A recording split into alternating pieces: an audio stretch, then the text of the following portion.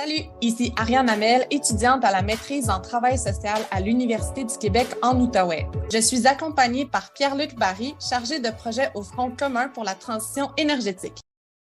Aujourd'hui, je vous parle de transition socio-écologique.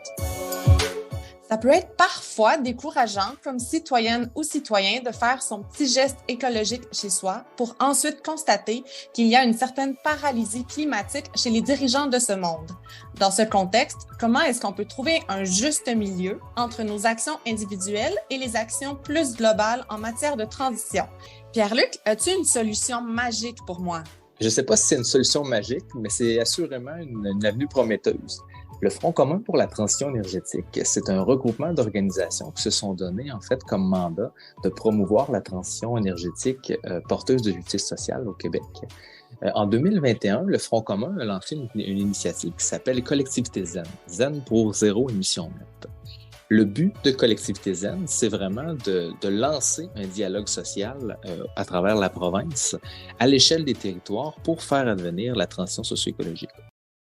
Pour le Front commun, il y avait vraiment une volonté de ne pas imposer une vision aux différents territoires, aux différentes communautés qui existent au Québec. On prend pour acquis que chaque situation est différente et amène des enjeux qui sont différents. Donc, entre les actions individuelles et l'inertie globale dont tu parlais tantôt, il y a certains aspects territoriaux qui nous permettent de faciliter en fait ce travail-là à l'échelle territoriale. C'est quoi les avantages de la concertation sociale, notamment quand on parle de transition socio-écologique, selon toi?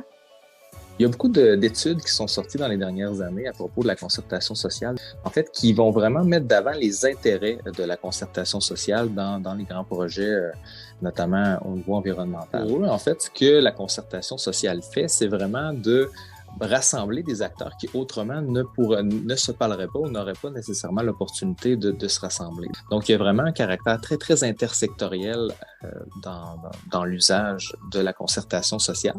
C'est un exemple qu'on retrouve au sein des collectivités zen. On a la collectivité zen de Laval, en fait, qui inclut autour de sa table de concertation essentiellement des institutions, des acteurs très, très diversifiés, des organisations très diversifiées, mettre en œuvre et mettre à disposition, en fait, leur expertise pour être capable de construire une vision à la fois territoriale et locale de la transition socio-écologique. Donc, en gros, cette approche-là territoriale qui est Laval Zen, puis les collectivités Zen, ça crée une synergie entre les différents acteurs de différents milieux. Puis ça, c'est une avenue prometteuse pour la mise en action de la transition et l'obtention de gains rapides.